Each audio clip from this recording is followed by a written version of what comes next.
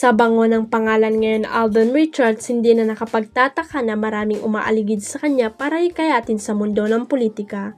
Inamin nga ni Alden na marami na siyang natanggap na offer na tumakbo sa eleksyon pero magalang daw niya itong tinanggihan. Paliwanag niya, pwede pa rin naman siyang tumulong kahit walang posisyon sa gobyerno.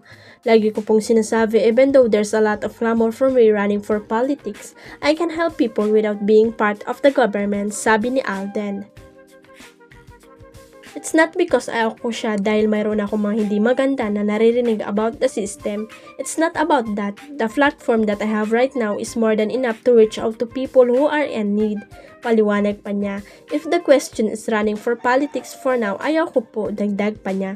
Hirit naman ang entertainment media sa kanya for now. Sundot ng aktor, baka po for good. Nilinaw ni Ashley Ortega na wala siyang issue sa naging kadugo niya sa Pinoy Big Brother Celebrity Collab Edition na si AC Bonifacio.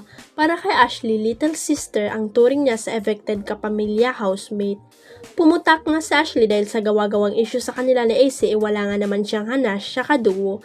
I look at AC as a little sister. Syempre we all make mistakes, she's young.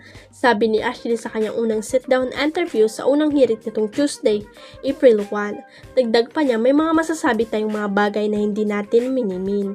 I appreciate her kasi she gave me a chance to get to know me more. I appreciate her opening up to me. Wala akong issue.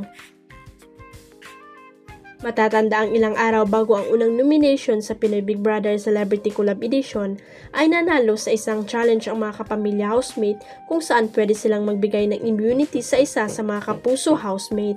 Ibibigay sana nila ito kay Ashley pero sinabi ni AC na hindi niya nararamdaman na genuine ito kaya nagdesisyon silang ibigay na lamang ang immunity kay Charlie Fleming. Sa hindi inaasang pangyayari, sina Ashley at AC ang naging bagong magkapareha sa second duo formation ng mga celebrity housemate. Na-nominate nga sila sa naging dahilan para ma-evict sila sa bahay ni Kuya.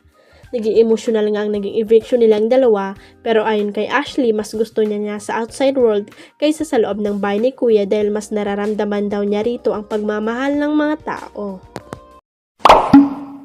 Huwag kalimutang i-click ang subscribe button at i-ring ang notification bell para sa latest at legit chika updates.